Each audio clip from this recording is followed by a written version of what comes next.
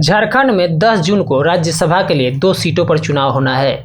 चुनाव आयोग द्वारा इसके लिए तिथि की घोषणा के साथ ही महागठबंधन के प्रमुख दल कांग्रेस और झामुमो में टकराव शुरू हो गई है।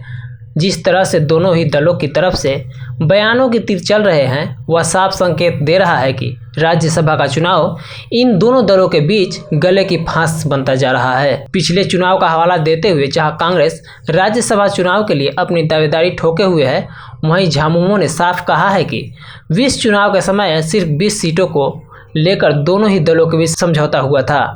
इससे राज्यसभा को लेकर कोई बात नहीं हुई थी। क्या यह वर्तमान राजनीति का असर तो नहीं? पिछले एक पखवाड़े से झारखंड की सियासी हलचल मौसम के साथ गरमाई हुई है। जिस तरह से लगातार प्रमुख विपक्षी पार्टी भाजपा हेमंत सरकार के खिलाफ तेवर तल्ख किए हुए हैं और इसी बीच कांग्रेस का अंदरूनी कलह भी गाहे बगाहे सामने आ रही है।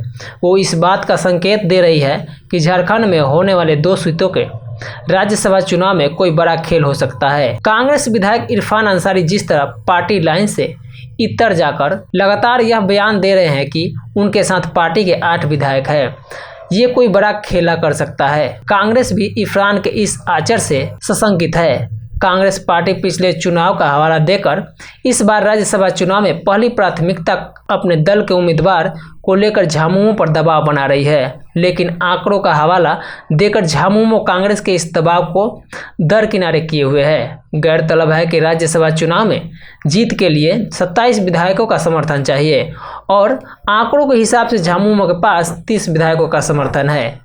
ऐसे में साफ है कि झामुमो राज्यसभा चुनाव में कांग्रेस के दबाव में नहीं आएगा। सीएम हेमंत का मामला झामुमो को कर रहा कमजोर। यह सही है कि झामुमो के पास 30 विधायक है और राज्यसभा चुनाव में वो अपने बूते 1 सीट निकाल सकता है, लेकिन जिस तरह से मुख्यमंत्री हेमंत सोरेन, उनके विधायक भाई बसंत सोरेन, पत्नी कल्पना सोरेन खदान लीज मामले में फंसी हुई है कि झामुमो की राज्यसभा जाने की राह में एक बड़ा रोड़ा बना हुआ है। कांग्रेस पार्टी चाहती है कि वह झारखंड से अपने किसी बड़े नेता को राज्यसभा भेजकर पार्टी में व्याप्त कलह को शांत करे। जो जानकारी मिल रही है, कांग्रेस के प्रदेश प्रभारी अविनाश पांडे और प्रदेश कांग्रेस अध्यक्ष राजेश ठाकुर खान मामले में उलझी हेमंत सोरेन को बैकफुट पर लाकर राज्यसभा की बैतरनी पार करे।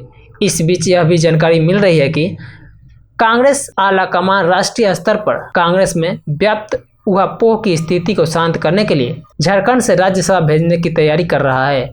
जयपुर में चल रहे चिंतन शिविर में देश भर में होने वाले राज्यसभा चुनाव पर भी चर्चा हो रही है। कांग्रेस पार्टी को झारखंड एक सेफ सीट दिखाई दे रहा है। देखना दिलचस्प हुआ कि हेमंत सोरेन अपनी चलाते हैं या फिर कांग्रेस के सामने घुटने टेकते हैं।